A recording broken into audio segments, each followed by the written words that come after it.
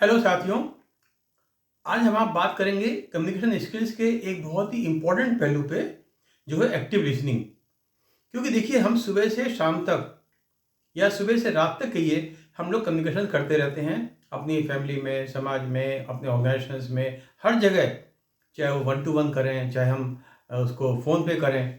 तो कम्युनिकेशन में क्या होता है, सबसे ज़्यादा इम्पोर्टेंट होता है हमारा, जो वो दूसरा आदमी बोल रहा है उसको हम समझें, हमारी बात को दूसरा आदमी समझे। नहीं तो क्या होगा, हम समझ नहीं पाएंगे क्या कहा और हम दूसरे काम करेंगे, डिजायर्ड रिजल्ट नहीं आएगा। आइए इसी विषय पर आज बात करते हैं, और आपसे रिक्वेस्ट है कि आप वीडियो को पूरा देखिएगा, अंत तक देखिएगा, ताकि इससे आपको लाभ हो। चलिए फिर आगे बढ़ते हैं। देखिए, कम्युनिकेशन में दो पार्टी होती हैं, एक सेंडर, एक रिसीवर। मान लीजिए हम आपसे कुछ बात कर रहे हैं, आप हमसे बात कर रहे हैं, हम लोग एक दूसरे की बात को समझ रहे हैं, तो ठीक है। लेकिन वो कब समझेंगे हम, जब हम ध्यान से सुनेंगे, एक्टिव लिसनिंग करेंगे। मान लीजिए आप हमसे कुछ कह रहे हैं और हमारा ध्यान कहीं और है, तो हम क्या समझेंगे, कुछ नहीं समझ पाएंगे, और आप सोचेंगे मैंने सारी बात समझ ली। सिमिलरली आपका ध्यान कहीं और है, आप ध्यान से नहीं सुन रहे हैं, तो आप समझ नहीं पाएंगे और आप कहेंगे अच्छा ठीक है। जैसे बहुत से सेशंस वगैरह में होता है, ट्रेनिंग में होता है, पार्टिसिपेंट बैठा, फिजिकली बैठा है कॉन्फ्रेंस हॉल में, लेकिन माइंड कहीं और है, एक्टिव लिसनिंग नहीं कर रहा है, तो समझ नहीं पाएगा। बाद में जब क्वेश्चन आंसर होगा तो जवाब नहीं दे पाएगा, या समझ नहीं पाएगा, फिर क्या करे, तो ट्रेनिंग बेकार थी। तो आइए हम आगे बढ़ते हैं। देखिए, एक्टिव लिसनिंग इसलिए ज़रूरी है क्योंकि एक तो हम संबंध हमारे खराब होते हैं कि हम समझ नहीं पाते दूसरा आदमी कह रहा है, क्यों कह रहा है। और एक्टिव लिसनिंग से हम समझते हैं उसकी इच्छा क्या है, मंशा क्या है, और हम उसको हम अंडरस्टैंड कर जाते हैं। और अदरवाइज हम समझ नहीं पाएंगे या वो समझ नहीं पाएगा। जैसे सुबह मान लीजिए ऑफिस में जा रहा है आदमी, वाइफ ने कुछ हस्बैंड से कहा, हस्बैंड का दिमाग कहीं और है, हाँ हाँ अच्छा अच्छा कर दिया उसने, शाम को वो काम नहीं कर पाया, या वो दूसरा काम को लाना था कुछ, ले कुछ आया। सिमिलरली ऑर्गेनाइजेशन में होता है कि अगर हमने अपने सबॉर्डिनेट को कोई चीज़ नहीं समझाई, या अपने पीयर्स को, बॉस को, या उसे नहीं समझा, तो क्या होगा, वो होगा कि भाई इन्होंने हमसे ये तो कहा ही नहीं था, ये तो कहा ही नहीं था। तो इसीलिए एक्टिव लिसनिंग बहुत ज़रूरी है। और आइए अब चलते हैं एक्टिव लिसनिंग होती कैसे है। क्योंकि देखिए, एक्टिव लिसनिंग करने के लिए सबसे इंपॉर्टेंट है कि अगर हम 1 to 1 बात कर रहे हैं तो आदमी से आंख से आंख मिला के बात करें और अटेंटिव कर रहें।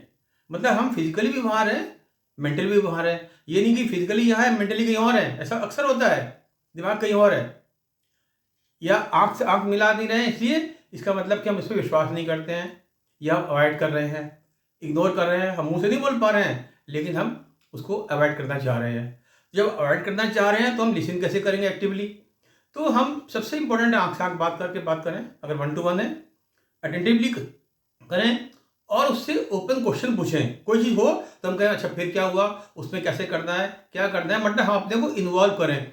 इन्वॉल्व करेंगे तो हम लिसनिंग अटेंटिव होगी, अंडरस्टैंडिंग भी होगी, और कहीं पर अगर नहीं होगी तो हमको बताएगा भाई मैंने ये नहीं कहा, मैंने ये कहा। मतलब हमारी बहुत क्लैरिटी आ जाएगी अंडरस्टैंडिंग में। सिमिलरली दूसरी पार्टी भी उसको समझ जाएगा, तो फिर हमारा डिजायर्ड रिजल्ट आएगा। अदरवाइज क्या होता है, इससे हमारे रिलेशनशिप खराब होती है, इंटरपर्सनल हो, इंट्रापर्सनल हो, और रिलेशनशिप खराब होगी, और होता है फिर कॉन्फ्लिक्ट।